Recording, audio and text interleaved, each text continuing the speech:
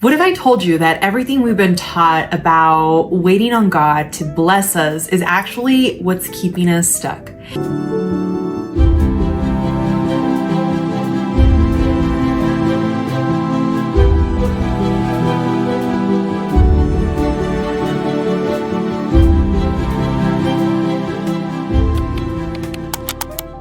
What's going on, guys? So today we're gonna get into a very interesting conversation. And what if I told you that everything we've been taught about waiting on God to bless us is actually what's keeping us stuck? And that manifestation isn't evil and it's not the devil, but it's actually a divine principle that is embedded in scripture.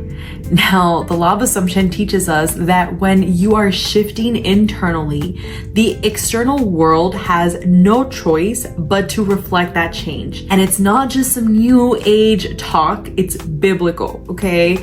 And today we're going to get into how the Bible and Hermetic, Hinduism, and other ancient wisdom traditions actually teach us how some of these principles have been around for centuries, and also practical guides that we can incorporate into our life to really create the life that we are looking to manifest.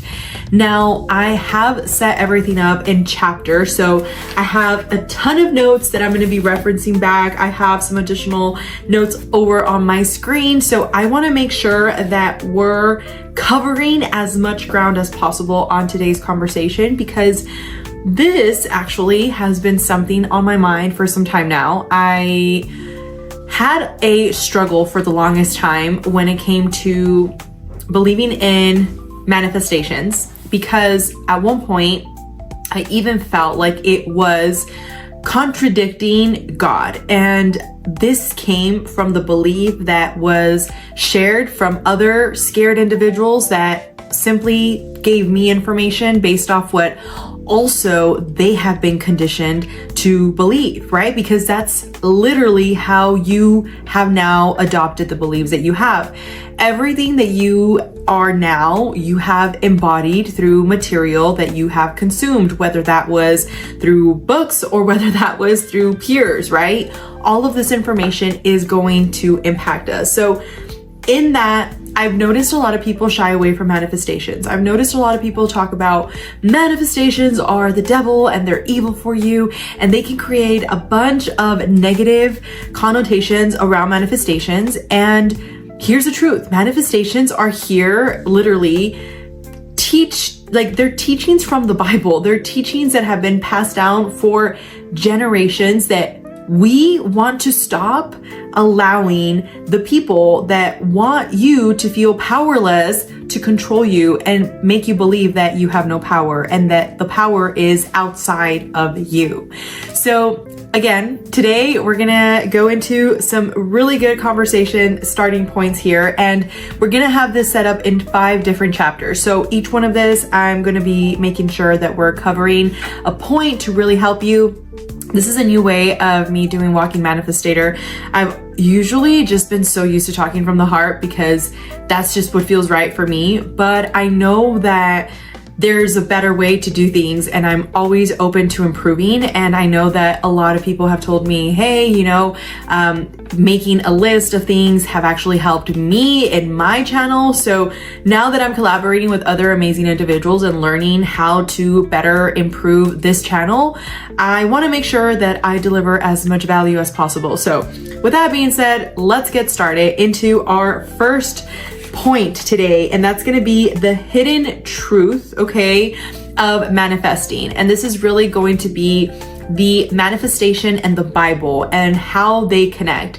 Now, many people, when it comes to manifestations, right, they can get into this idea that basically it can be evil. But if we look at the Proverbs 23:7, it says, as a man thinketh, so is he. And when it comes to this, the Bible itself is teaching us that our thoughts are creating our reality, right? Now, if you really think about it, Jesus himself was a master manifester. Like, there's no other way to logically visualize what he did and not understand the power behind manifestations, right? He literally assumed that miracles were happening before they even happen, and he didn't doubt it. It was just something that he literally brought into existence with full certainty. Now, in Matthew 7:7, it says, and ask and it shall be given unto you, right? So this ties perfectly onto the law of assumption, right? When we really dissect this, God tells us that we must actually believe in something before we have received it, right? So it says, ask and it shall be given unto you. So it's not saying that the person already has it, but it's saying to ask and then you will receive it. So this is where, and I really want to make sure that I'm also debunking some of these myths that I know personally were things that I thought for a long time. So if you're in this boat, I'm not blaming you. This is why I think that knowledge is potential power, right? Like all the information you're going to get today, do your own research and see what sits with you and what doesn't, right? But stuff that I personally didn't really align with and some of these myths was that manifestation was essentially like replacing God. And that's not the truth. The truth is that manifestation, it's not about replacing God. It's actually about aligning and connecting with God. This is what allows me, if I'm being completely honest with you, to manifest the way that I manifest. Like in my mind, I am like delusionally delusional in my reality, right? And it's only delusional until it's real. Like that's the reality. And this is something that for me personally, when I'm in this assertiveness, is because I believe that this creation that has brought me here, right? This essence that I am now formed from, I believe that I am directly connected to God. Therefore, when I am saying an affirmation, I'm not asking from like a hope. I'm really asking from like, I know this is going to be so. And it took me a long time to get there. So this is why I say the only way you can get there is by making sure you're around the right people, making sure that you're constantly reprogramming your subconscious, because 20 years of you being programmed is not going to go away in a month of you being around the right people and singing, positive affirmations. It doesn't work that way, right? So another common little myth here is that God, they basically make it as if you're not able to be a co-creator with God, that God is the one that can give you this. But the reality is that we are the creation of God, right? So if I were to ask you, hey, take a piece of this fiber of my clothes, right? Take a little piece of my clothing and tell me, is that piece the same, like the exact same material as the rest of my shirt? And I've used this example before because I love it and it just makes sense from my mind. And if you think about it, yes, it's still the same shirt, it's still the same fiber. It just got cut in a different way, but it's still the same thing, right? This shirt is still the same even if I take off a little piece of it. Now, the last common myth that I see here is that really they want to make it as if manifestations are evil, right? But the real evil is living in fear, in doubt, and limitations. When God has literally given us the ability to shape our reality through our thoughts. And this literally comes from faith, right? So faith in seeing something that you do not see is what's literally going to manifest into your reality, right? So now let's get into some of the practical steps of how to really use these laws. And the first chapter is getting into the law of assumption and what we think is what we are becoming, right? So when it comes to manifesting, a lot of the times we're not giving ourselves the time that we need to really understand what work we're trying to do. And what I mean by this is, let me give you an example. So the law of assumption, right? It states that whatever you assume to be true in your internal world, it must reflect in your external world. So let's just assume if you have these assumptions of struggle and lack and unworthiness, right? you're unwillingly going to manifest more of the same vibration. This is why a lot of the times, and I've used this example when it comes to couples because I've seen it happen, and this is why now myself, I have been in this journey of really vibrating at a higher frequency in which I am so selective of the people that I am going to choose to start my next chapter with, because that next person is the person I'm going to marry and that next person is my forever person. Therefore, my work internally has gotten to such a degree because I want to make sure that I am coming as my best self and making sure that this person comes as their best self, because now energetically, this is what I am vibrating at. So when it comes to a action step that you can do instead of you feeling unworthy and all these thoughts that can rush through your head, is write down an affirmation of something that you are essentially desiring to embody. So I would personally encourage you to have something that is going to help you embody something as simple as like the posture. And an example of this, and I love this example, they said it in the Mel Robbins podcast recently, and now I've been doing it because I always have been really particular about posture. I know that a lot of people, they have this like, you know, they just walk around slouched, and when you walk around slouched, you feel more tired. So I always do it to make sure that I just feel more energy, right? Just standing up straight or sitting up straight. But then on this podcast, they actually described a little bit more of the physiology behind it. And when you are standing, what I want you to picture is how far away are your shoulders from your ear. And the closer they are, and if you're seeing me right now on video, I'm making a very weird like turtle head, right? It just makes you feel uncomfortable and weird and tense. But the moment that your shoulders are literally back and lower and dropped, this is going to automatically bring your posture into this higher energy posture.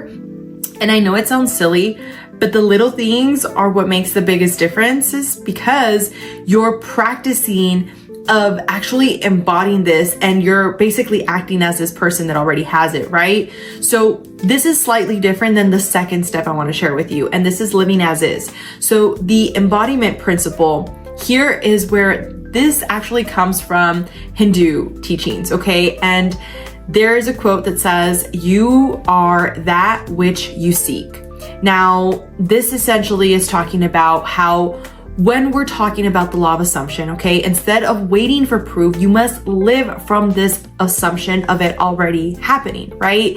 Now, something that you can also attach to the first principle I shared with you of, you know, the posture, is going a little bit further into the micro actions. And what that means is, what does that version of you that is wealthy or that is with that person that is in love with you act like, look like, speak like? And the speak one is a very interesting one for me, at least, because I used to speak very differently. I have seen videos and I have read text messages of just previous conversations and how I would communicate. And yes, of course, I was younger and this was years ago, but still, the emotional intelligence there was very different.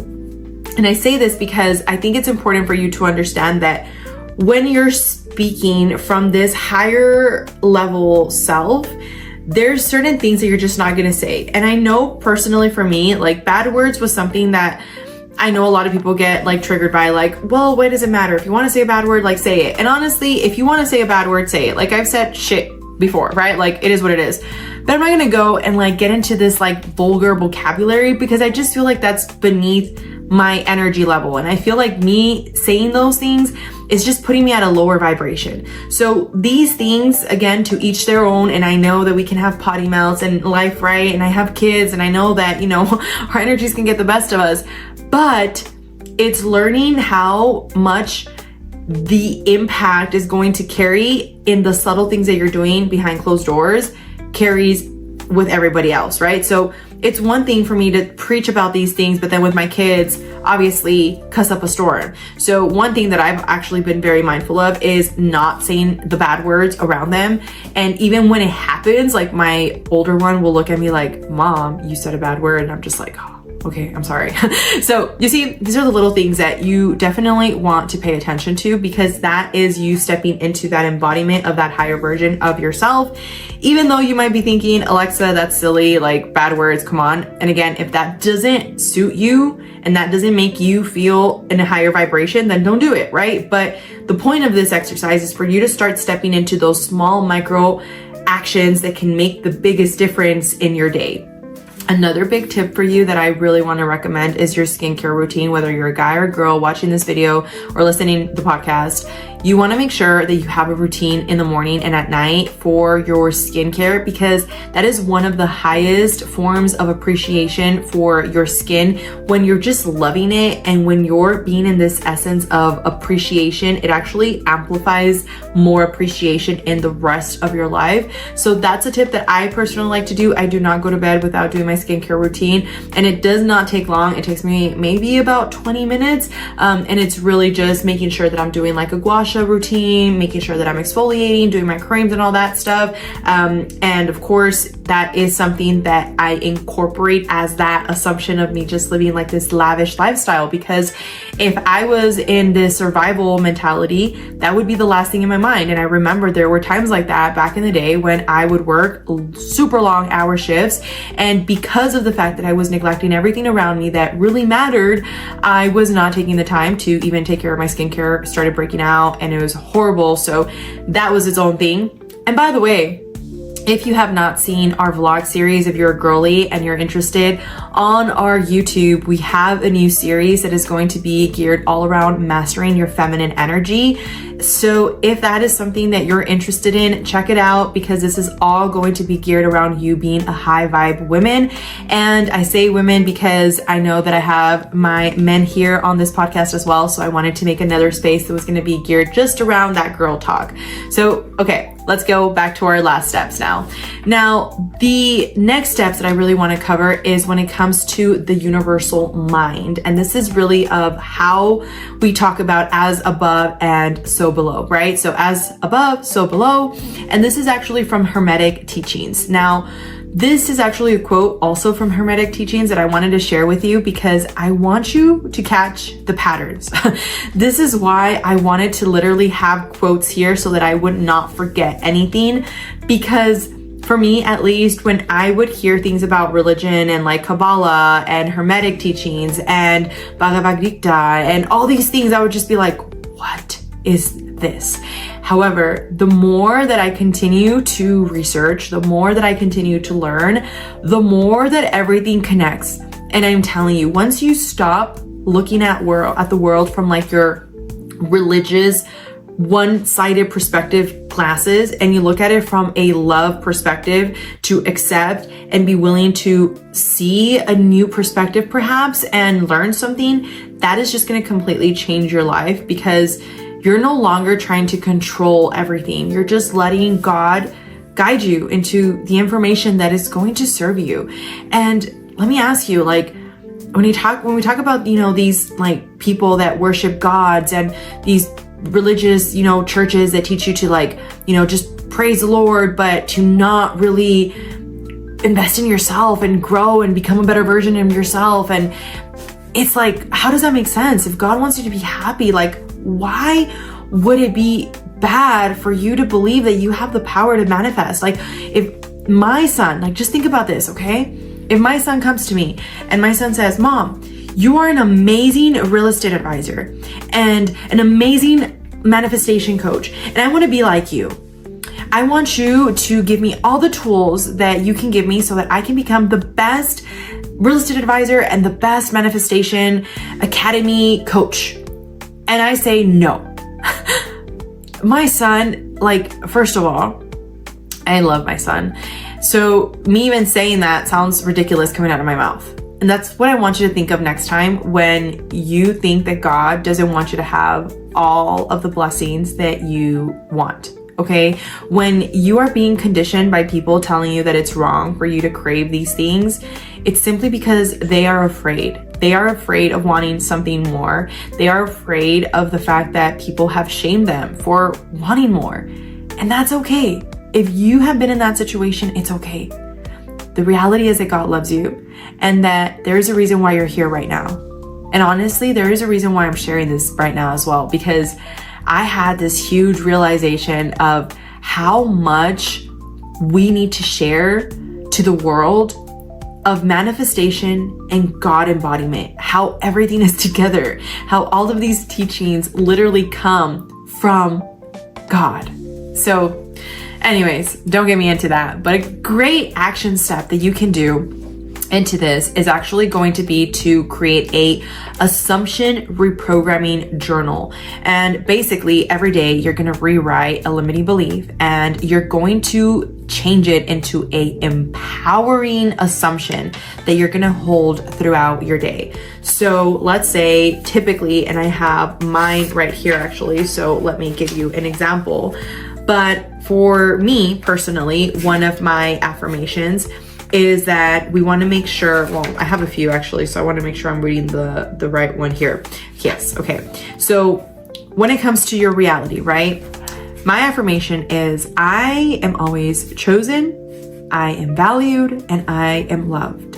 So if you're doing your reprogramming journal and let's say you're constantly having feelings of unworthiness and, feeling like nobody loves you, that would be your new prompt. And that would be you creating a new neural pathway every single time you're saying that to yourself. Even if at the beginning it doesn't feel entirely truthful, it is okay. That is part of the process. Now, chapter number 4, the law of assumption and energy mastery. This is connecting to the quantum field. And this is actually influenced from Kabbalic teachings, okay? So let me give you also a quote for this. This says, the thought precedes the manifestation, okay? So the tree of life in Kabbalah teachings actually dives into energy and how energy, this divine energy, is moving from your thought to this feeling to your form. Does it sound familiar? Because it sounds like thoughts, feelings, and actions, right? Everything that we've been talking about when it comes to manifesting, how you cannot just manifest something without you having one of these 3 signals. You need a thought, you need a feeling, and you need an action step. If you do not do something in alignment with these 3 principles, your manifestation is not going to come into fruition, right? Now, here, a amazing thing to keep in mind is that feeling is the bridge when you assume something, okay? Now, your body and your nervous system is going to register it as real. And we've talked about this before. Your subconscious and this is like fascinating to me, okay? Because it's just science and it's true. And, apparently we need science to make us believe in faith. So that's a whole other conversation. But when we look into this means that our subconscious does not know the difference between what is real and what is fake. So that means that every single time that you're telling yourself that story about how your ex-husband left you, or how your ex-partner walked out on you, or how you're a single parent, or how you're ugly and fat, and all these stories that you could be telling yourself, this is literally creating a pathway in your system that is literally embodying it. And even if you weren't actually ugly, like, you're going to create this like energy field around you that is going to be ugly, and it's going to repel people. And then you wonder why you're not able to find the love of your life, why you're not able to find good people around you, why everybody's taking advantage of you, right? Now, the 4th principle here also in the Kabbalic teachings is you want to have a practice of visualizing. And visualizing, for me at least, it was something that I had a hard time with. I'm going to be very honest, because I was more of the kinesthetic type. So we have kinesthetics, we have some people that are auditory, some that are going to be more visual. So for me personally, kinesthetic, more being on the feeling, like I have to feel something, which is why I always say energy, like my energy, I have to feel your energy. If not, we're just not going to vibe, right? So for me, that was the biggest one that I could connect to. So it's very easy for me to literally listen to a song and like get into this space in which I get very emotional. And I was earlier today, actually, I was doing my somatic dancing and just like getting into my energy. And I listened to this new song that I was recommended and I started crying because it was just so emotional. And I used that opportunity to manifest. And I just got into this moment in which I was just like saying thank you to God for giving me the opportunity to speak to all of you, these amazing people that are tuning in, and to use me as a vessel to convey his information and to share to the world how beautiful we really are. So I just got into this like moment, right? And I know that a lot of people struggle with doing that. So something that I want to share with you is creating a mind movie. And if you're interested, on March the 29th at 10 a.m. Mountain Standard Time, so mark your calendar, we're going to be doing a live webinar where we're going to do a live free workshop to create your very own mind movie. Typically, I only do this with my students that are paid members, but again, I want to make sure you have all your tools to succeed this year and have no excuses. And Dr. Joe Dispenza, if you know me, you know I love Dr. Joe Dispenza. He is a avid supporter of mind movies because he has seen the results and how that just creates a new reality for his students. By the way, side note, I forgot if I said this already, but if I didn't, oh my gosh, I am so excited. In April, I'm going to see him in person. I've been manifesting this for a long time. Okay, a year. But still, I'm so excited because this just goes to show that once you have this intention, things just start happening for you and they just flow. And even when things happen, because I'm not saying that my life has been perfect, it has been far from it, and things have been happening and life has been lifing, but you approach it in such a different way. So the mind movie, if you're interested, join the school community. I have all the links listed down below, whether you're watching this on YouTube or on our podcast. All the links will be down below so that you can join. It is free.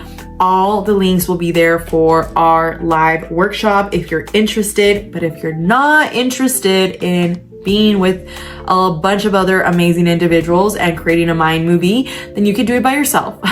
You can go on YouTube and just search how to make a mind movie and make your own mind movie. But there's different techniques that everybody uses. So you want to make sure that you just utilize one that's going to really be helpful to ensure that you can get the best out of your mind movie. And the final key here in our last chapter, and this is the surrender and knowing approach. And this is actually influenced from the Bhagavad Gita. And this says, all things are possible to him who believes. You see how that comes from the Bhagavad Gita, and it's also in the Bible in Mark 9:23. It just blows my mind.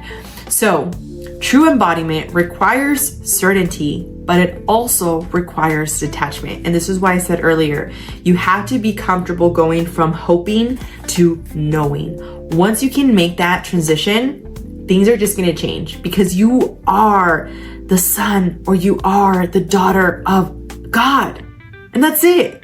You are worthy and you do not have to justify that in any way, shape, or form. And an affirmation that I want to share with you, and this is a personal one, and I hope you get as much use out of it as I do with my little ones every single morning when we say it. But something that I want to share with you to help you get into this like surrender approach is, I am divinely connected, I am divinely guided, and I am divinely protected. I say this affirmation every single day. So the divinely connected, connected to source. The divinely guided, guided by source. And the divinely protected, protected by source. And with that, I just want to remind you that your external world is a mirror of what you assume to be true about yourself. So by embodying the energy now, you're going to collapse the time and delay everything that you're wanting to receive. And to be clear, okay, manifestations are not evil. It's actually a very good thing. And it's actually God that designed it for us. And if we're actually made in his image, right? And if this is something that we've been meant to create, then God gave us this tool for us to utilize. So start today and assume this identity and live as if you already have everything that you need, because you do. And if this episode resonated with you, I would highly encourage you to give it a thumbs up if you're watching this on our YouTube channel, because it helps us get the word for more people. And as we've talked about, the law of reciprocity is a real thing. So by you giving this channel love, the law of reciprocity is going to give that back to you, because you're making sure that the energy is to share the message with more individuals that are also on the same journey as we are. So with that being said, I love you, and I will talk to you on the next one.